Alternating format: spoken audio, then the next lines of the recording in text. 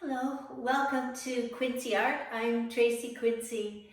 Today's video lesson we're going to learn how to paint a coyote, or perhaps you wish to paint a bird, or maybe you are painting a still life or a landscape. This is a complete beginner's class for painting in oil or in acrylic. This class is designed for the person who has never painted before or has been told that they have no artistic talent or that they are too old to paint. I'm here to tell you that you can paint, that you can be successful as a painter, and that you can be proud of the painting that you will do with me today. This is not a course on follow me exactly and paint exactly what I'm doing. There are many wonderful courses on the internet, and you can find one of those courses if that's what you're most interested in doing. What I want to show you today is how to paint a painting that you have decided upon yourself.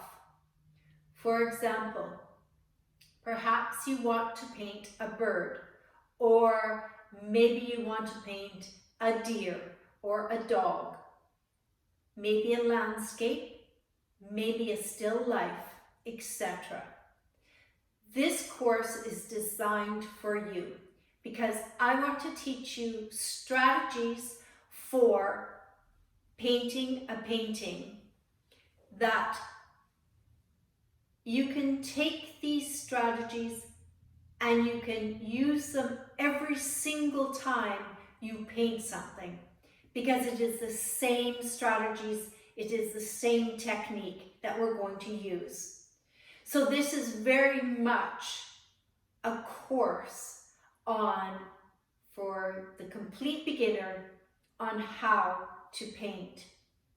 So let's get started. The first step in a painting is preparing the surface. Today, we're going to use canvas board or an ampersand panel or a small canvas.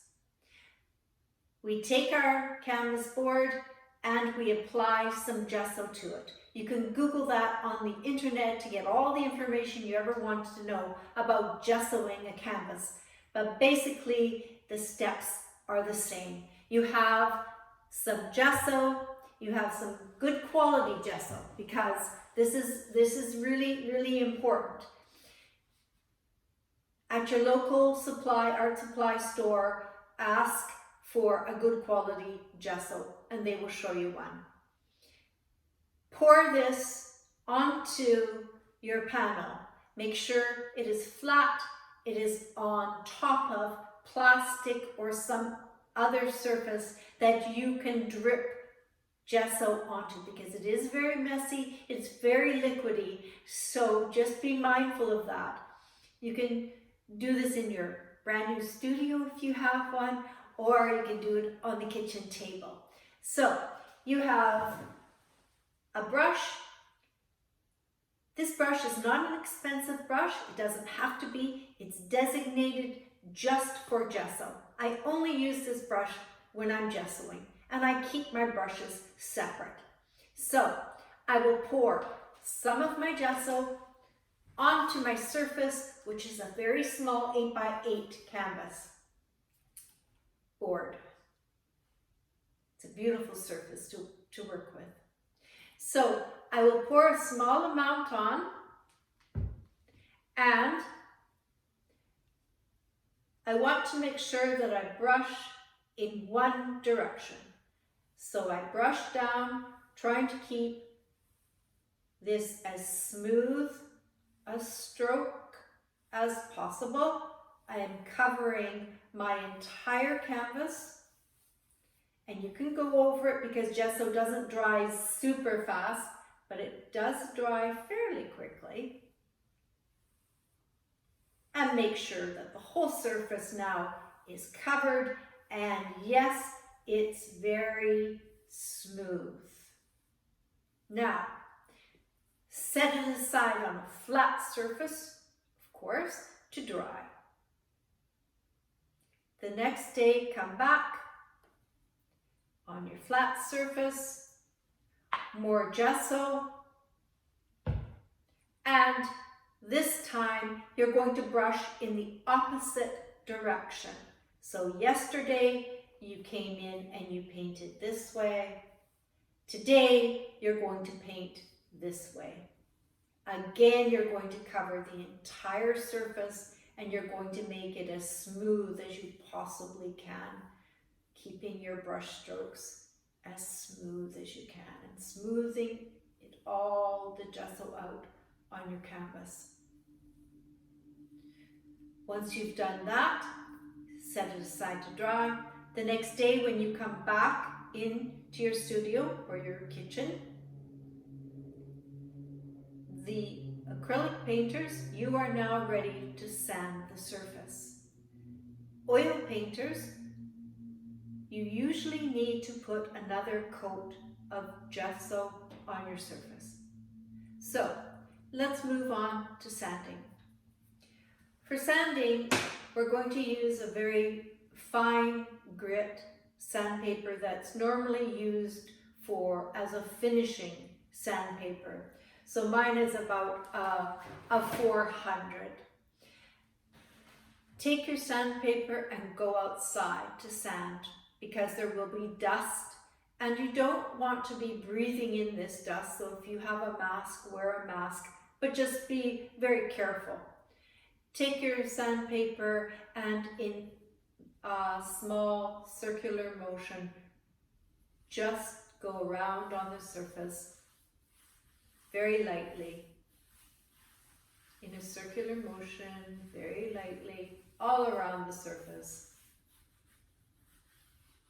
And then, once you've done that, wipe it off with a lint-free towel or use a paper towel. And I often will wet my paper towel and I will then clean the surface off again, just because I want to make absolutely sure that I have gotten all the dust off of my surface before I move on to my second step. Now that we have our gessoed board, it's now sanded, we are ready to tone the surface. When you tone a surface of a canvas, you're trying to make the paint as transparent as possible. The other reason that you are also doing this is, well, the main reason that you are really doing this is you want to get rid of this bright white surface because it's very hard to see values when it's a bright white surface. So for example, when we start painting today, we're going to use darks to start. Those darks, when we start painting, we're going to think that they are way too dark. They're not way too dark. The reason they look so dark is because they're up against this bright white surface, so it will throw us off. So that is why artists tone their background. One of the reasons that we tone the background. I tend to use the same colors to tone my background for all of my paintings. I usually always use ivory black and yellow ochre, and I mix in some glazing fluid because I want this to be super transparent. I do not want thick paint for my toned surface. It's very thinned out paint, and that's why I use glazing fluid.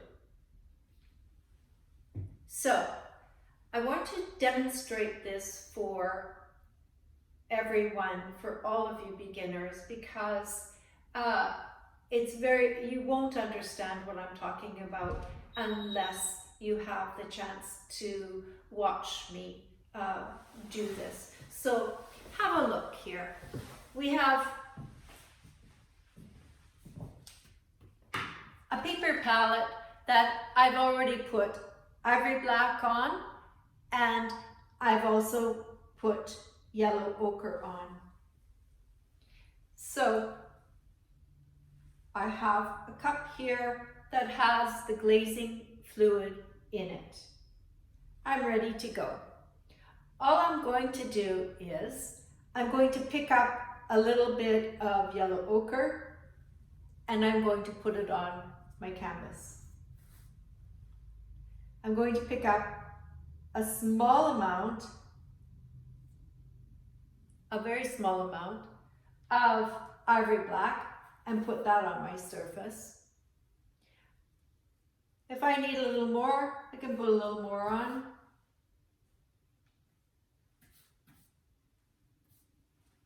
And now I'm going to pick up some glazing fluid and I'm going to scrub it all over the surface. It is very transparent at this point. I can see through my paint to the surface, to the canvas surface. And that is what I want. I want to be able to see my surface through there without a thick covering of paint. So I just picked up a little more fluid and I'm scrubbing it all over. I'm not paying particular attention to brush strokes or anything. I'm just simply scrubbing it in to the canvas surface and you can hear that scrubbing sound. Now, I have it completely covered now, and you may want to do this step as well, or you may not want to. I take a piece of paper towel, and all I'm going to do is I'm going to take some of this paint off. I'm just wiping the surface very gently. Now for me, because I am not an impasto painter, I do not use really thick paint. I have a very light touch for my paintings, and I don't use thick paint. So I took some of that off. Now you can see that the surface is covered. It's still noticeable to see that we've got that white canvas underneath, but it's now this yellowish color, which is what we want. So we set it aside again because we want it to dry thoroughly. The next step in our painting journey is this. We have to choose our reference photo, and many artists miss this step. I want you to spend some time choosing that photo. Don't rush it. Choose carefully and mindfully what you are going to paint today with me. You are welcome to paint the coyote that I have chosen.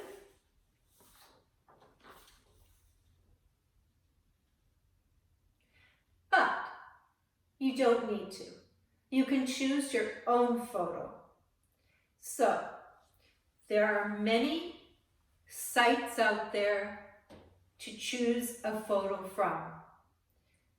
Be careful because photos are copyrighted. Photographers are artists and their work is valuable to them and they own those images.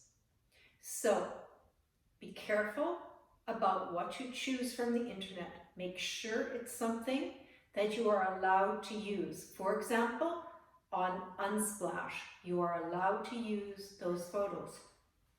Use your own photos. Use your friends and family's photos.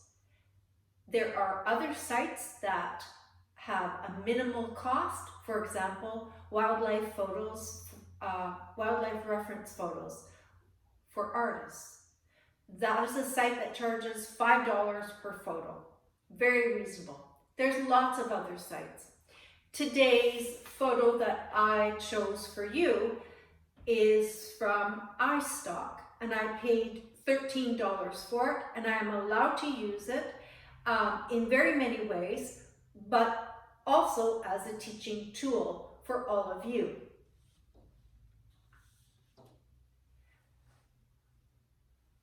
Take a look at the photo you want to use. You've picked it out. It's what you want. Now examine it carefully. Is it a clear photo? Does it have a well-defined shape that has not been photoshopped out? You can see carefully all of the details. Does it have, number two, a very clear sense of where the light is coming from? Where is the light falling on your object? In my case, on the coyote, you can see that the light is coming in from this side. It is shining onto his face and onto his back. There is a clear sense of shadow of dark on the other side.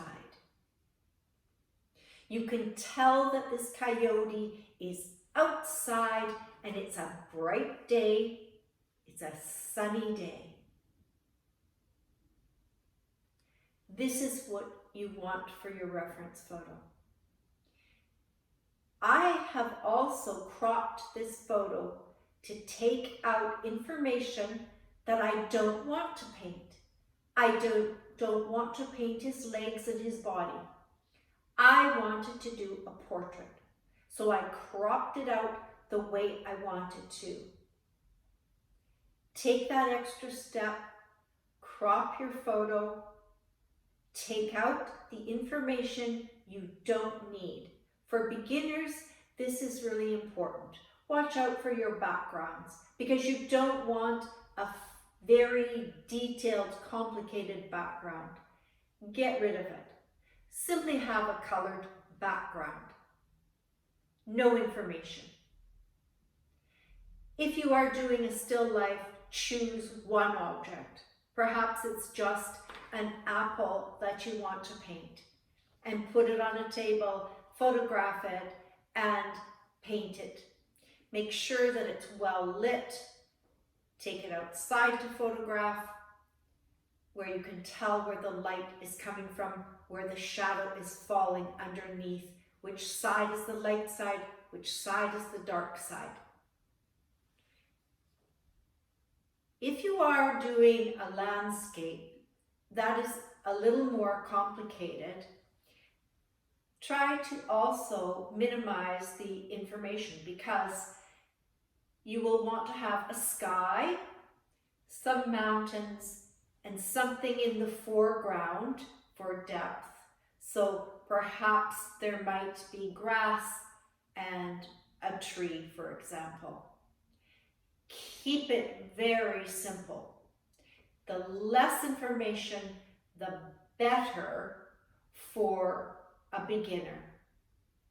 If it's too complex, it's going to be way too overwhelming to paint. Painting a coyote is not easy, but I'm going to show you the process that I go through, and this same process will apply to whatever you are painting. So, we have now our toned canvas. We have picked our reference photo. Now we need to get our photo onto the canvas. There's many ways to transfer a photo onto canvas, and you can also Google that. I'm going to give you a very simple demonstration of what I feel is probably the simplest way for a beginner to get started. If you were great at drawing, well, fine, then you can draw this onto your canvas. But for many beginners, they have no or very limited drawing skills.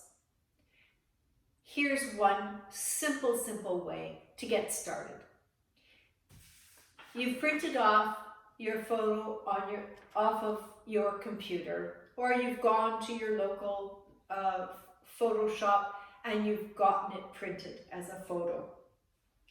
You have your canvas that is now toned, and now if you have, get yourself a piece of just carbon paper. You're going to take your photo, you're going to take your carbon paper,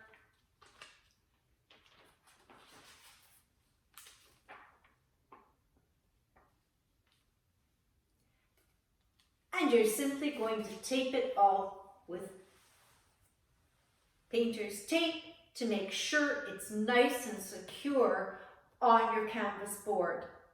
Once you've done that, you can begin tracing it out. Use a pen or a pencil, press fairly hard, and put in as much detail as you can. So follow carefully the lines, put in some of the shadow by shading, and really take your time on this part. The more information that you have put in, the easier it is for you as a beginner to paint whatever object you are painting. So once you have it all traced, the image is now onto your canvas, you are ready to begin painting. Join me in the next video so that I can show you the color palette that I use, the painting tools that I use, and some other tips for working with paint and working with different brushes, different palettes, etc.